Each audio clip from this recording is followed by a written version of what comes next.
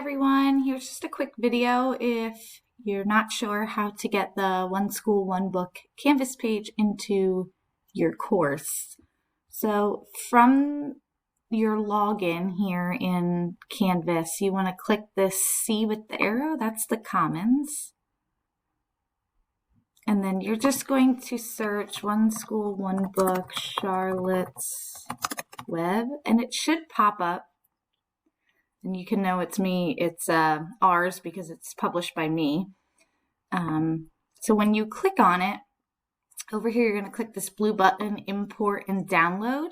And then your course should pop up here. So you just click it and then import into course. It may take a few minutes to successfully come over to your actual course. But then when you go to your dashboard, and into your course, over here in your pages, you should find it. And then once you have it open, you're just going to click on Publish since we're ready to go today.